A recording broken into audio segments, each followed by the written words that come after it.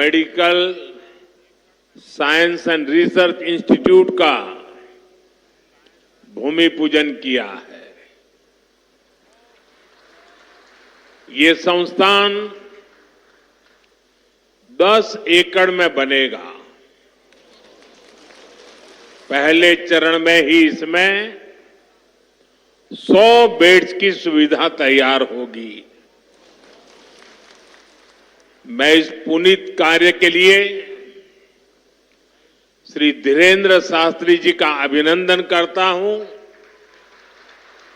और बुंदेलखंड के लोगों को बहुत बहुत बधाई देता हूं। साथियों, आजकल हम देखते हैं कि नेताओं का एक वर्ग ऐसा है जो धर्म का मखौल उड़ाता है, उपहास उड़ाता है, लोगों को तोड़ने में जुटा है और बहुत बार विदेशी ताकतें भी इन लोगों का साथ देकर देश और धर्म को कमजोर करने की कोशिश करती दिखती है। हिंदू आस्था से नफरत करने वाले ये लोग सदियों से किसी न किसी भेष में रहते रहे हैं। गुलामी की मानसिकता से घिरे हुए लोग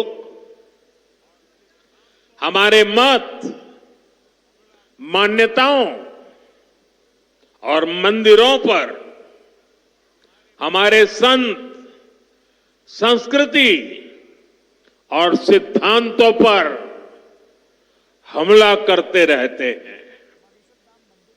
ये लोग हमारे पर्व, परंपराओं और प्रथाओं को गाली देते हैं। जो धर्म, जो संस्कृति स्वभाव से ही प्रगतिशील है, उस पर ये कीचड़ उछालने की हिम्मत दिखाते हैं। हमारे समाज को बांटना, उसकी एकता को तोड़ना ही इनका एजेंडा है। इस माहौल में मेरे छोटे भाई धीरेन्द्र शास्त्री जी काफी समय से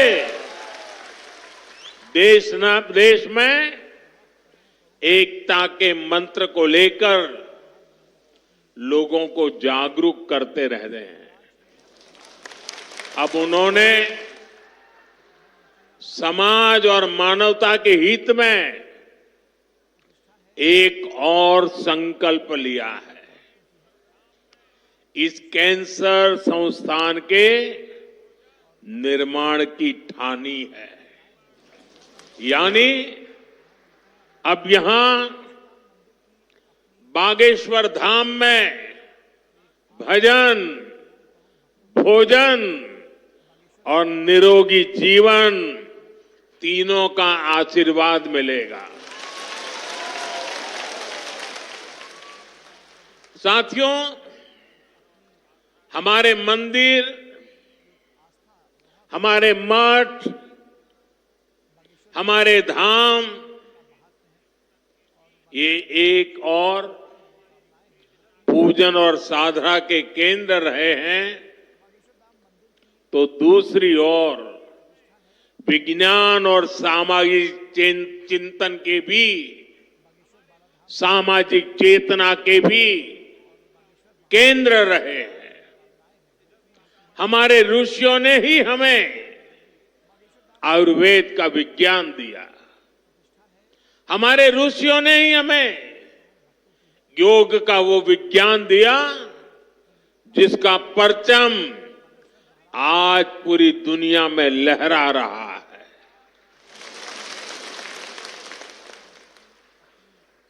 हमारी तो मान्यता ही है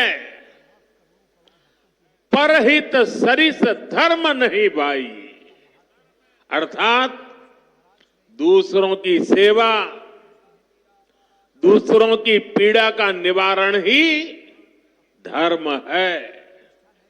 इसलिए नर में नारायण, जीव में शिव, इस भाव से जीव मात्र की सेवा, यही हमारी परंपरा रही है।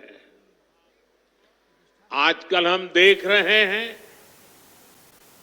महाकुंभ की हर तरफ चर्चा हो रही है। महाकुंभ अब पूर्णता की ओर है।